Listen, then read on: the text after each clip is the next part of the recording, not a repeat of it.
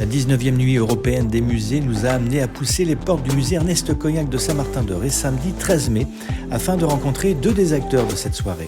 Tout d'abord Philippe Collin, auteur et essayiste spécialisé sur les bagnes coloniaux de Guyane et de Nouvelle-Calédonie, et puis Léa Humphrey, chargée de présenter au public une visite-lecture basée sur l'ouvrage d'Albert Londres Au bagne.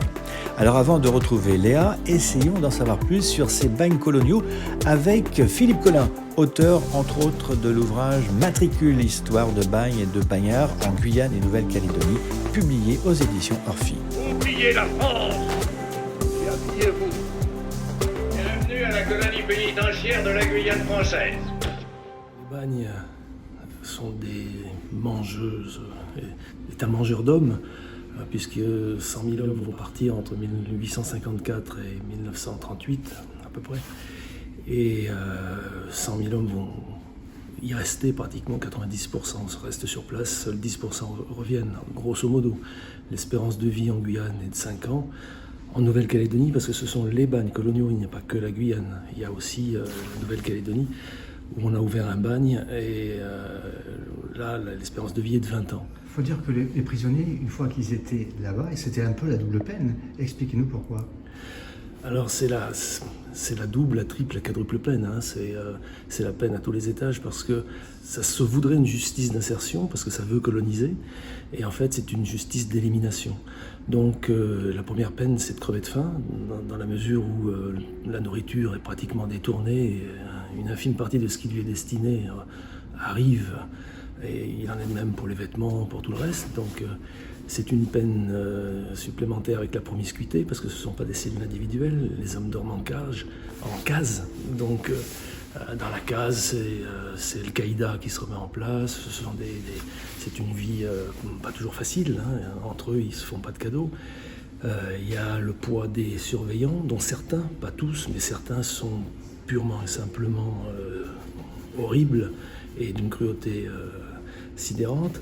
Il y a le poids du climat, des maladies endémiques, je passe sur la malaria, la fièvre jaune, etc. Donc effectivement, c'est pas ni la simple ni la double, c'est une peine à tous les étages. Pour comprendre la chose, il y a 3 catégories de personnes qui partent. Il y a les déportés, qui sont les politiques. Il y a les transportés, qui sont ceux qui sont passés par les cours d'assises et qui, eux, s'ils sont condamnés à moins de 8 ans, peuvent retourner en France. Ont la possibilité, ça c'est sur le papier. Mais ils doivent effectuer le doublage. C'est-à-dire qu'au bout de 8 ans, au bout de 7 ans, voilà, vous avez commis un crime, vous êtes condamné à 6 ans. Voilà, prenons l'exemple de 6 ans. Vous faites vos 6 ans, vous êtes libéré, et vous devez rester sur la colonie 6 ans encore. Et là, en fait, les types crèvent de faim, ni plus ni moins, parce qu'ils n'ont ni travail, ni rien. Souvent, on commet des crimes ou des vols pour retourner au bagne, avoir quelque chose à manger, quoi. Ça, c'est le doublage. S'ils survivent à leur doublage, ils peuvent rentrer en France, mais personne ne leur paye le billet. Comme ils sont dans un état de pauvreté absolue, il n'est pas question de... Voilà. Donc très rares sont ceux qui vont rentrer. Et vous avez une troisième catégorie de gens qui partent pour les bagnes, ce sont les relégués à partir de 1885, qui sont les vagabonds, les petits voleurs, des gens qui sont passés devant les tribunaux correctionnels un certain nombre de fois. On passe une dizaine de fois pour vagabondage devant un tribunal correctionnel. On prend 3 mois de prison, mais il y a une peine accessoire qui est mise aux 3 mois de prison, c'est la relégation. Et là, on part à vie, c'est-à-dire on nettoie le territoire français du pauvre. D'autres y ont pensé à une autre époque, en parlant de la carcérisation, mais ça avait été fait bien avant que certains y pensent, et ça a eu des effets épouvantables, délétères, inhumains, sur lesquels on pourrait se pencher pour réfléchir un peu mieux aujourd'hui, avant de dire des bêtises. Le portrait du journaliste Albert Londres. Il est connu déjà en 1923, c'est un journaliste international qui a déjà parcouru la planète dans tous les sens, mais il va vraiment devenir le prince des reporters à partir de son reportage en 1923 sur les bagnes.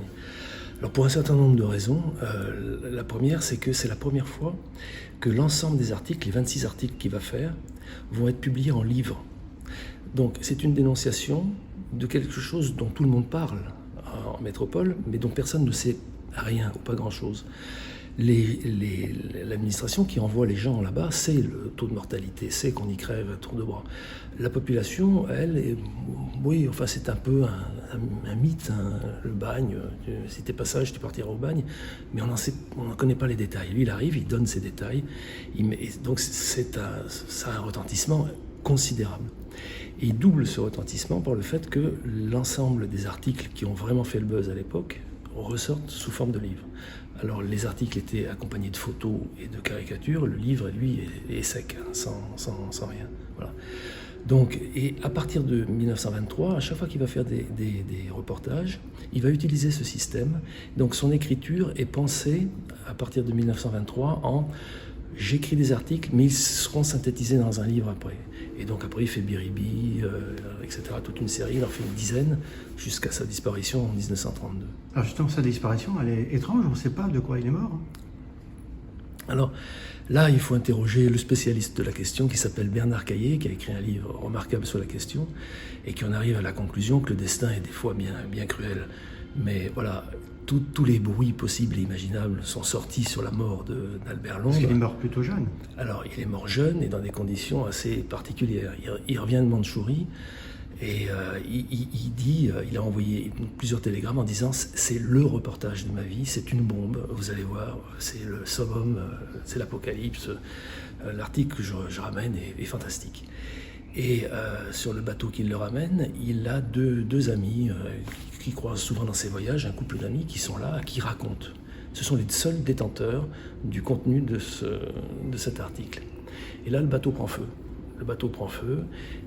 Il y a à peu près 700 passagers à bord, il va y en avoir une soixantaine, je ne me souviens plus exactement des chiffres, qui vont périr. Et dans ceux qui périssent, c'est bien Albert Londres. Albert Londres parce qu'il n'aimait pas le sport puis qu'il ne savait pas nager. Alors, certainement une des raisons qui fait qu'il n'a pas survécu.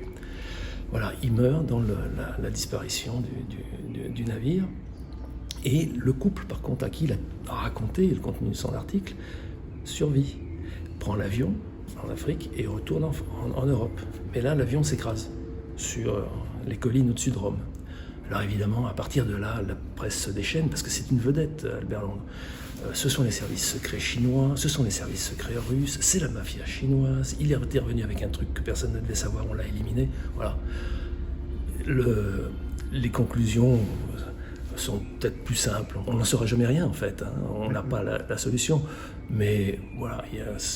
Alors, qu'est-ce que ça a amené vraiment l'écriture de cet ouvrage d'Albert Londres? Alors effectivement la fermeture, mais bien après. Hein. Mais qu'est-ce que ça a amené de plus? Alors, contrairement à ce que croient et on dit certains historiens ou même certains, on ne doit pas à Albert Londres la fermeture du bagne. On doit à Albert Londres la prise de conscience du bagne.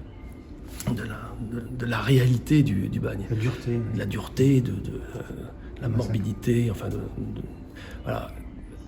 Immédiatement, tout de suite, en 1925, ce qui est relativement rapide, 1923-1925, il y a quelques mesures qui sont prises et beaucoup de bagnards louent ces mesures. Et elles sont directement les conséquences des articles d'Albert Londres.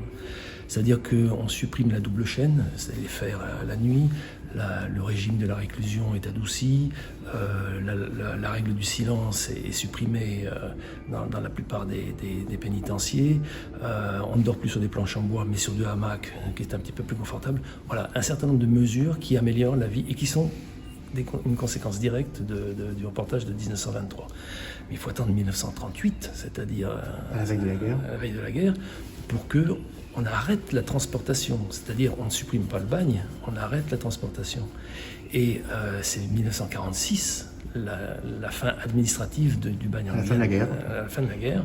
Et le dernier rapatrié, c'est 1953, par l'armée du salut. Voilà. Donc c'est une histoire qui est hier, qui est ultra contemporaine. Voilà. Albert Londres est un homme de son temps, c'est un homme de centre-gauche, mais il ne remet pas en cause le système. Pour lui, le bagne a sa raison d'exister, mais ce qu'il dénonce, ce sont les abus pratiqués au bagne. Voilà, chez Albert Londres, il ne démonte pas le système, il n'attaque pas frontalement le système, il ne remet pas en cause les piliers de la société et dont le bagne fait à l'époque partie. Mais il dénonce l'inhumanité et les abus. C'est une sorte de lanceur d'alerte. Avant son temps, peut-être Avant son aussi. temps, voilà. T'en fais pas, papillon. Tu reviendras.